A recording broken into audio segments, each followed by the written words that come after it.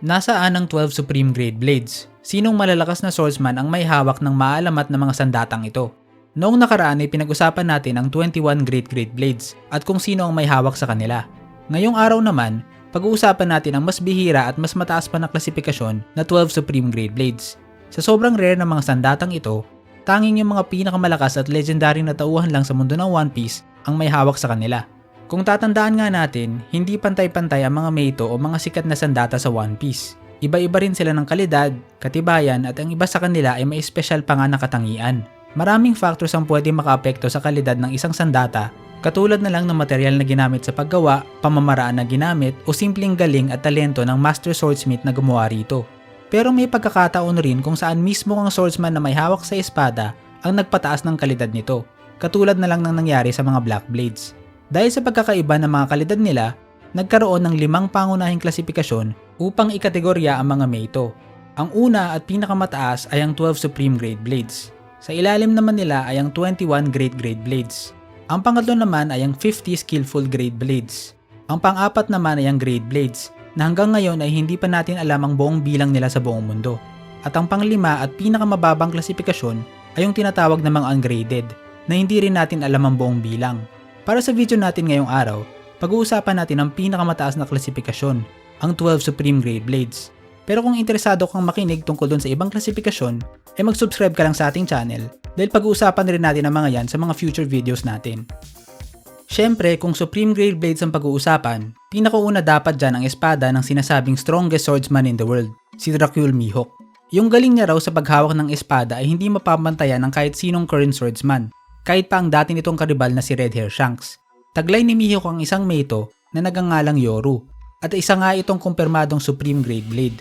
Bukod pa sa pagiging bahagi ng pinakamataas na klasifikasyon ng mga Meito, itong Yoru ni Mihawk ay isa ring Black Blade. Ito nga yung mga espesyal na mga sandata sa One Piece na permanente nang nagbago ang kulay. Hindi lang dahil nilagyan ng armament haki dahil madali lang yan gawin ng kahit sinong haki user, kundi permanente na talagang nagbago ang kulay at kalidad ng espada. Kahit pa sa mga panahong hindi ginagamit o hinahawakan ng user. Hindi pa talaga malinaw kung ano ang eksaktong proseso kung paano nagiging Black Blade ang isang espada. Pero ilang beses nang ipinahiwatig sa storya na pwedeng gawing Black Blade ng isang malakas na swordsman ang kahit anong espada, kahit pa yung mga mababang kalidad lang. Kaya malamang na ang proseso rito ay may kinalaman sa patuloy na paglalagay ng malakas na haki sa espada hanggang sa permanente na nga itong maging Black Blade. Sa kabuuan ng storya, 2 sandata pa lang ang nakita nating naging Black Blade. Ang Yoru ni Mihawk at ang Shusui ni Ryuma. Yung parehas na Ryuma na tinawag na Sword God at pinakamalakas na swordsman na raw sa buong history ng Wano. Kaya base dyan, masasabi natin na tanging ang mga pinaka-espesyal lang na swordsman ang kayang gumawa ng mga Black Blades. Kahit pa yung ibang malalakas na gumagamit rin ng espada, kagaya ni Red Hair Shanks o kahit pa si Goldie Roger ay hindi ito nagawa. Pero kahit ikumpara natin itong 2 Black Blades, mukhang mas angat pa rin talaga ang Yoru ni Mihawk. Kahit kasi Black Blade rin ang Shusui ni Ryuma, kabilang ito sa mas mababang klasifikasyon ng Meito na Great Grade Blades lang, habang ang Yoru ni Mihawk ay kabilang sa mas mataas na klasifikasyon na Supreme Grade Blades. Kaya mas angat pa rin talaga ang Yoru, at naaangkop lang na sandata para sa current strongest swordsman in the world. Sunod naman natin pag-usapan ang dating tinaguri ang strongest man in the world, si Whitebeard.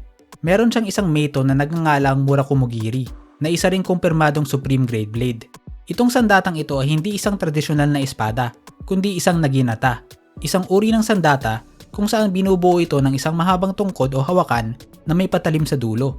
Kung tatandaan nga natin, hindi lang naman mga normal na espada ang maaaring mapasama sa mga klasifikasyon ng Meito, pati yung iba't ibang uri ng armas na may patalim ay maaari ring mapabilang rito, kagaya na lang ng isang naginata.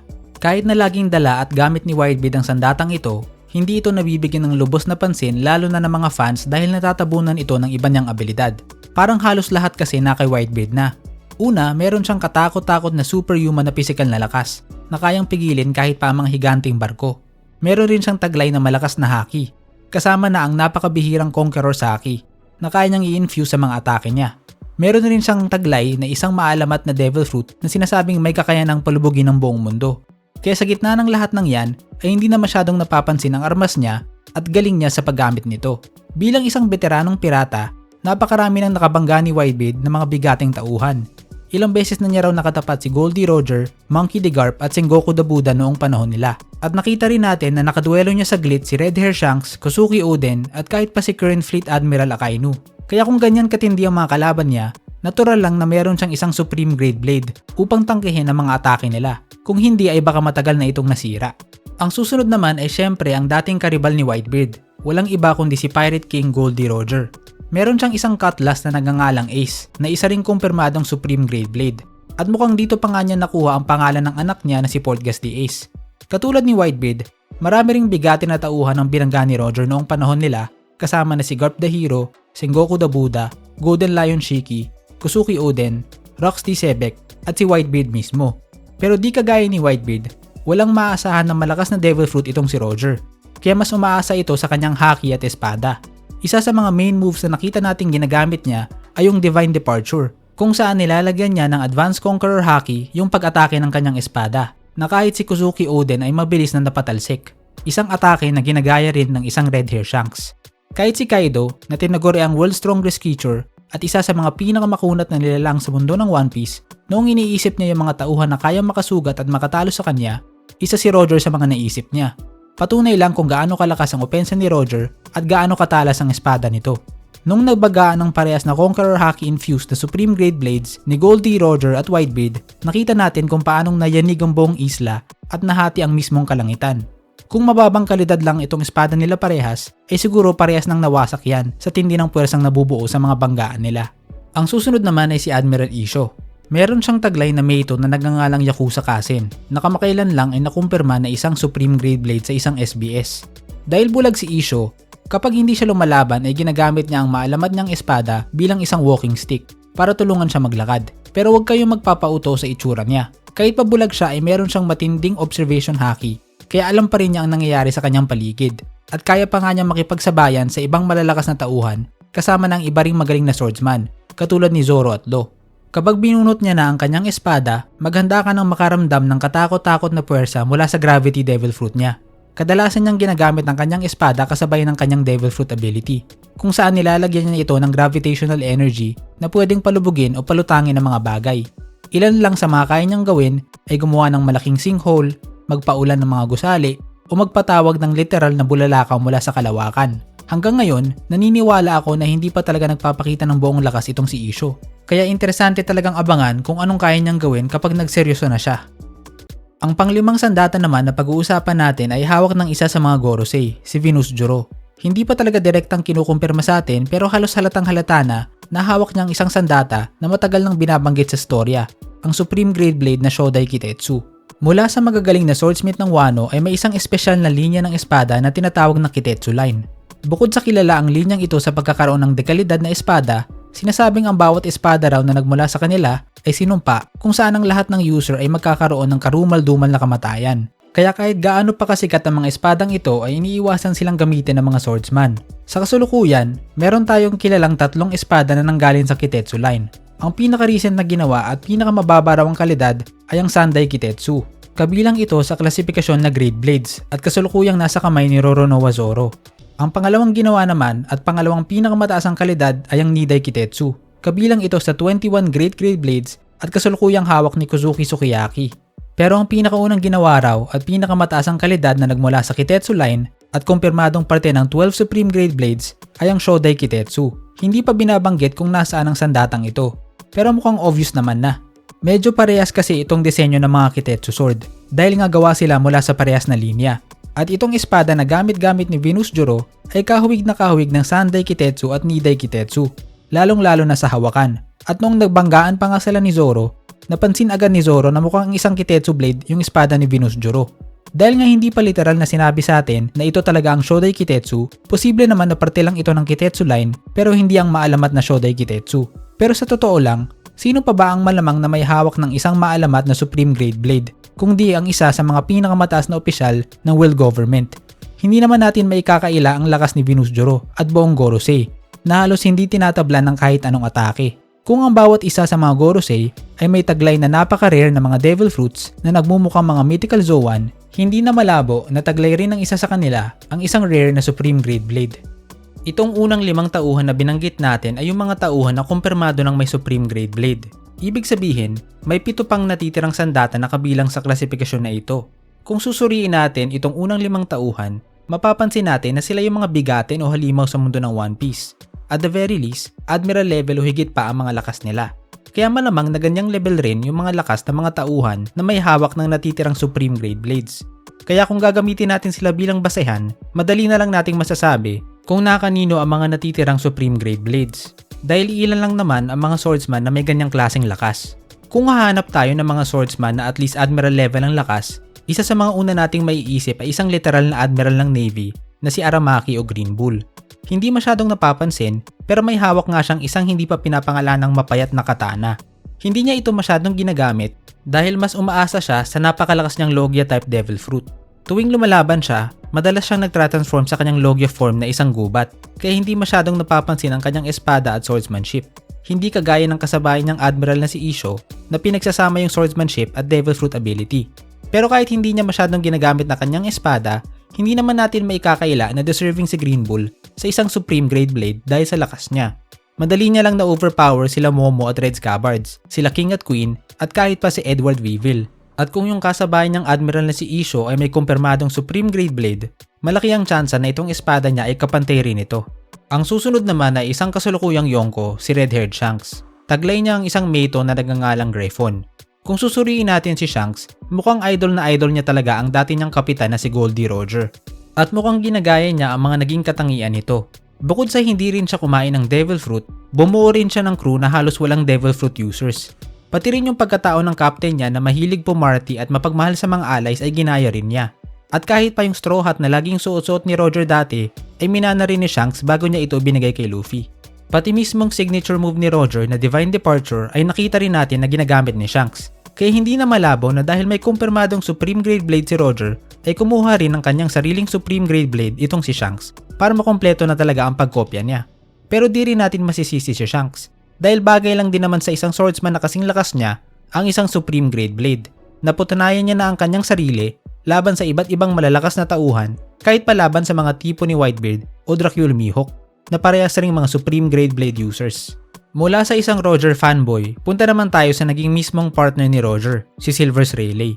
Meron nga siyang taglay na hindi pa pinapangalan ng katana, na malamang ay isa ring Supreme Grade Blade. Kung susuriin natin ang relasyon niya kay Goldie Roger, nagmumukha itong relasyon na mag-partner kaysa relasyon ng mag-subordinate. Parang inuturi talaga siya ni Goldie Roger bilang kapantay imbes na simpleng crewmate lang. Kaya maraming naniniwala na hindi magkalayo ang lakas ng dalawang ito. Saksi tayo kung paanong nire-respeto ang reputasyon niya kahit pa ng ibang malalakas na tauhan. Noong dumating siya sa Amazon Lily, mas pinili na lang ni Blackbeard na umalis ng mapayapa kaysa labanan si Rayleigh. At kahit si Garp, noong nabalitaan niya na nasa Sabaody si Rayleigh, sinabi niya na wag na lang pansinin dahil mauubusan lang sila ng tauhan kapag sinubukan nilang huliin ito. Lalo pat busy rin sila sa preparasyon laban kay Whitebeard noong mga panahon na yon. At hindi raw nila kayang tapatan ang dalawang alamat na ito ng magkasabay. Kaya parang inilalagay talaga ni Garp si Whitebeard at Rayleigh sa parehas na level. Ang susunod naman ay isang kakapromote lang na miyembro ng Gorosei, si Figureland Garling. Meron nga siyang taglay na isang hindi pa pinapangalanang Saber. Although hindi pa natin siya direktang nakikita sa isang laban, lahat ng ebidensya sa storya ay nagtuturo na isa siyang malakas na tauhan. Bago siya na-promote bilang Gorosei, siya ang dating Supreme Commander ng God's Knights, ang elite unit ng mga Celestial Dragons. Noong sinugod sila ng Rocks at Roger Pirates sa God Valley, walang takot na inanunsyo ni Garling na ang God's Knights niya ang haharap sa mga ito. Karamihan siguro ng tauhan ay manginginig sa takot kapag narinig ang pangalan ni Rocks o Roger. Pero si Garling ay walang takot na sumugod sa frontline, na para bang alam niya na kaya niyang tapatan ng mga ito. Noong dating nakita si Whitebeard at Shanks, binanggit ni Whitebeard na kapag nakikita niya ang mukha ni Shanks, sumasakit yung mga sugat na binigay sa kanya ng isang tao. Inakala dati ng marami na ang tinutukoy niya ay si Roger, na dating kapitan ni Shanks. Pero mas lumilitaw na si Figureland Garling talaga ang tinutukoy niya. Dahil sino pa ba ang maalala mo kapag nakita mo ang mukha ni Shanks, kundi ang isa niyang kadugo. Kaya kung si Garling talaga ang nakapagbigay ng ilang peklat kay Whitebeard, malamang lang na meron rin itong Supreme Grade Blade na tinapatan ang mura kumugiri ni Whitebeard. Ang susunod naman ay isang figura mula sa nakaraang era, si Golden Lion Shiki. Meron siyang dalawang taglay na Meito na nagngangalang Otto at Kogarashi, na noong una ay hinahawakan niya sa magkabila niyang kamay.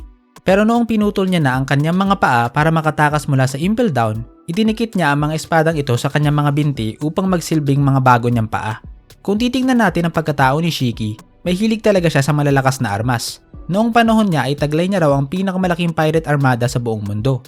At interesado rin siya sa ancient weapon na nakita raw ni Goldie Roger. Kaya hindi na nakakagulat kung dati rin siyang naging interesado hindi lang sa isa kundi sa dalawang Supreme Grade Blades. At kahit pa nga siya mismo ay pinagmamayabang ang pagkasikat ng dalawa niyang espada na para bang maalamat talaga ang mga ito. Meron siyang sapat na kumpiyansa upang direktang atakihin ng Marineford. At baka nga napalubog niya pa ito kung hindi lang dumating ang pinagsamang puwersa ni Garp at Sengoku. Hindi natin alam kung nasaan na siya o kung babalik pa siya sa main story. Pero bilang isa sa mga dating karibal ni Roger at dating miyembro ng Rocks Pirates, hindi nakakagulat kung meron siyang dalawang Supreme Grade Blades. Speaking of Rocks Pirates, ang susunod naman ang misteryosong captain ng crew nila, si Rox D. Sebek. Tuwing pinapasilip siya sa atin, kadalasan natin siyang nakikita na may hawak na isang hindi pa pinapangalanang espada. Si Sebek raw ang pinakamatinding naging karibal ni Goldie Roger, higit pa raw kay Whitebeard. Sa totoo pa nga, nakabuo ito ng isang matinding crew na binubuo ng maraming malalakas na individual kasama na sila Whitebeard, Big Mom, Kaido, Shiki at iba pa. At base sa mga alam natin sa mga tauwang ito, hindi naman sila papayag na mapasailalim ng isang mahinang nilalang. The fact na pumayag sila na maging subordinate ni Sebek ay patunay lang kung gaano kalakas ang taong ito. Para pabagsakin siya, kinailangan ng pinagsamang puwersa ni Goldie Roger at Monkey D. Garp. Kung isa sa alang-alang natin ang reputasyon niya, malamang na itong espada na lagi niyang hawak ay kabilang sa 12 Supreme Grade Blades. So ano, agree ka ba sa listahan natin? Meron ba mga tauhan na hindi natin nabanggit pero sa tingin mo ay may taglay rin na Supreme Grade Blade? I-comment mo na yan sa baba. Kung interesado ka namang malaman kung sino ang may hawak ng mas mababang klasifikasyon na 21 Great Grade Blades, panoorin mo na rin ang video natin tungkol dyan.